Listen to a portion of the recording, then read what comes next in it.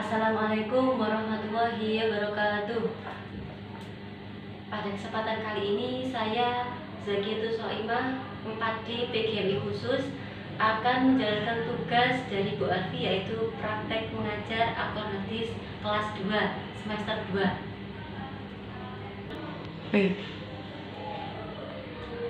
Selamat pagi anak-anak. Selamat pagi. Kok mudah cuma sedikit sih? Oh iya, ibu lupa nggak beri salam. Baca dulu salamnya ya. Assalamualaikum warahmatullahi wabarakatuh. Waalaikumsalam warahmatullahi wabarakatuh. Loh, ketua kelasnya mana? Ayo kirimin doa dulu. Berdoa mulai. Baik. Siapa saja ini tidak masuk? Kok anaknya cuma 10? Biasanya kan 15. Oh, banyak sakit. Ya, sudah tidak apa-apa. Minggu kemarin kita belajar tentang huruf hijaiyah kan ya? Nah, sekarang Ibu akan menjelaskan tentang surat Al-Ma'un, suratnya, artinya, juga isi kandungannya. Nah, selain surat Al-Ma'un, Ibu juga akan menjelaskan tentang surat Al-Qadar. Nah, Ibu bacakan dulu ya surat Al-Ma'unnya, juga artinya. A'udzubillahi minasyaitonir rajim. Bismillahirrahmanirrahim. Ara'aital ladzi yukadzibu biddin. Tahukah kamu orang yang mendustakan agama? Fadzalikal ladzi yad'ul yatim.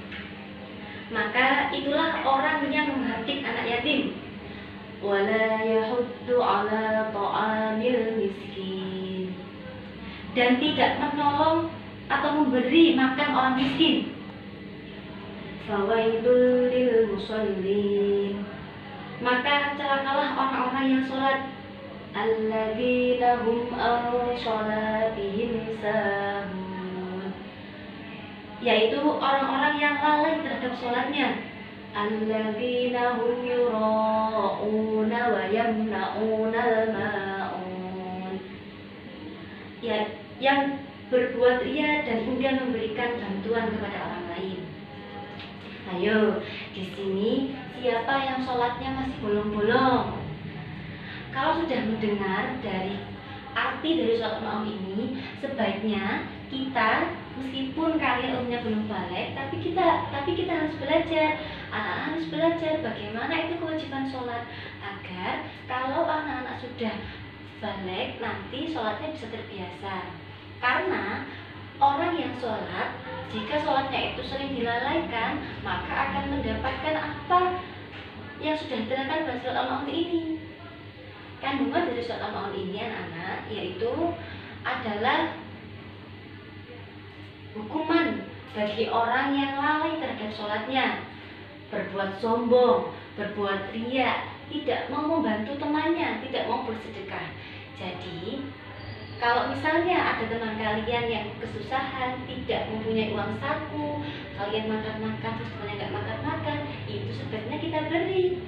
Entah itu 1.000, 2.000, atau diberi minuman saja lah itu, agar kalau yang seperti itu kita bisa mengenakan hati teman dan kita tidak termasuk dari apa yang dikatakan pada dalam surat Al-Ma'un ini.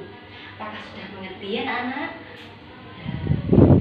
Itu surat Al-Ma'un. Sekarang adalah surat Al-Qadar.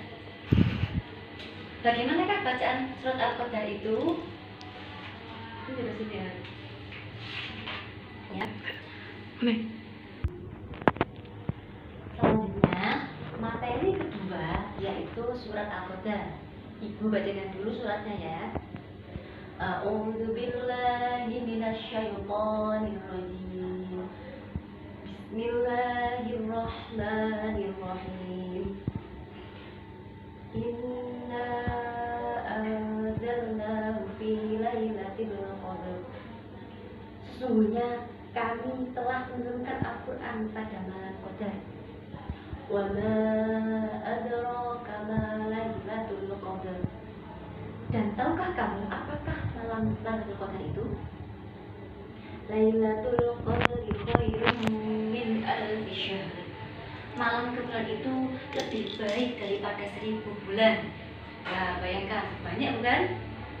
Tanazzalul malaikatu warruhu fiha bi'izni rabbihim min kulli amrin salam. Pada malam itu turun para malaikat dan Ruh Jibril dengan izin Tuhannya untuk mengatur semua urusan. Salamun hiya hatta matla'il fajr. Sejahteralah malam itu sampai terbit fajar. Pada bahasan yang kedua ini yaitu surat Al-Qadar. Surat Al-Qadar ini bisa kita terapkan pada bulan yang suci ini, yaitu pada bulan Ramadan ini. Yang mana biasanya malam Lailatul Qadar itu ditandai dengan banyak bintang-bintang yang cerah pada malam harinya, dan biasanya turun pada 10 malam Ramadan terakhir. Jadi puasa sudah dapat 21 hari gitu. Nah, biasanya juga pada tanggal yang ganjil. Jadi 21, 23, 25, 27 dan 29. Jadi di antara itu ya anak-anak ya, kita bisa memperbanyak ibadah kita. Karena perbandingan pada malam Lailatul Qadar ini 1:1000. Nah, kalau kita melewatkan momen-momen berharga ini, nah kita kan jadi orang yang rugi.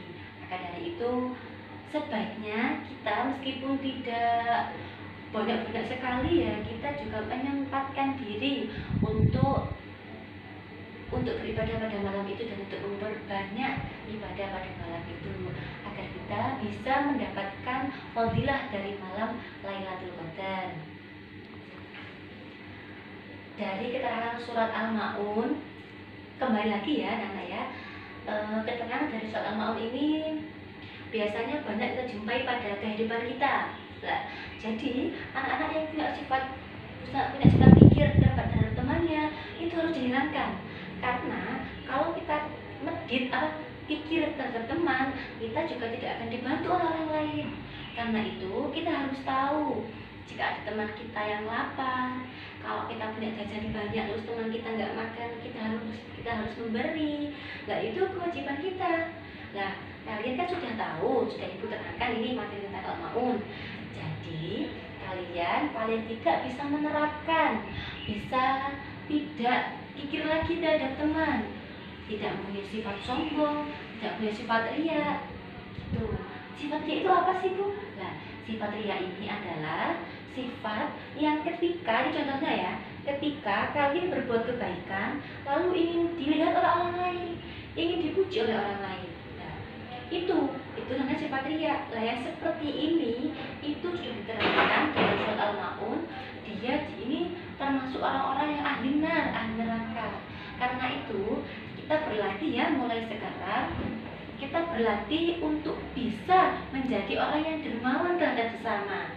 Mulai dari kecil ini kita tanam untuk bersedekah, tidak untuk dipuji oleh orang lain, tapi kita juga ingin membahagiakan teman. Kita membahagiakan kedua orang tua pun itu juga termasuk sedekah. Karena itu jadilah anak yang patuh terhadap orang tua, juga terhadap guru di sekolah. Itu membahas tentang riya ya. Kalau kita membahas tentang sholat, lah ini ayo, oh belum ya, kan masih kelas 2 ya. Jadi kelas 2 itu kan sudah umur 7, 8 gitu kan. Nah, kewajiban orang tua itu kalau kalian sudah umur 7 kok tidak sholat, itu harus dipukul loh. Nah, jadi meskipun kalian itu belum berkewajiban sholat, tapi mulai sejak dini ini kalian juga harus belajar sholat 5 waktu. Apa saja sih sholat itu? Kan ada 5, apa saja? Zuhur, asar, maghrib, isya, dan subuh.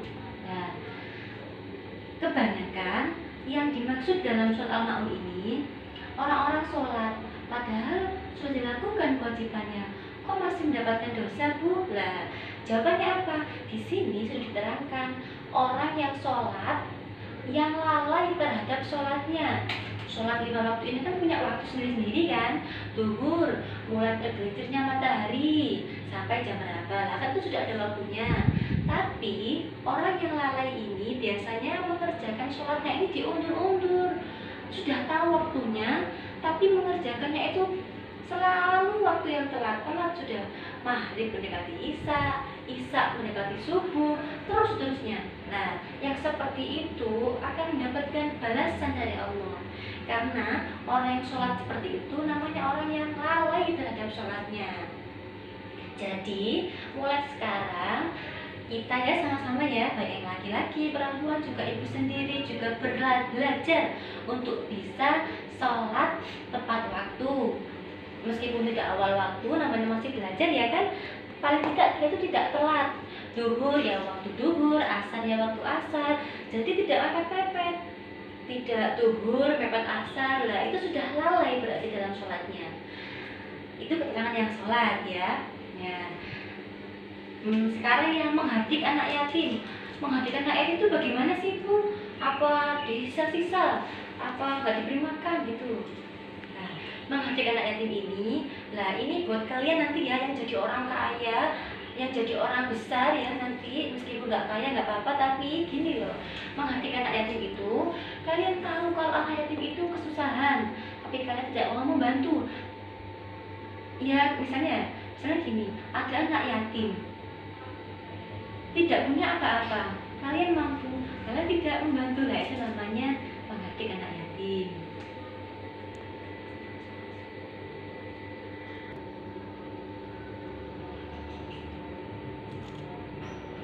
Ya, itulah pelajaran Al-Quran Hadis pada pagi hari ini anak-anak. Semoga bermanfaat. Wassalamualaikum warahmatullahi wabarakatuh. Jangan lupa belajar di rumah ya. Ya.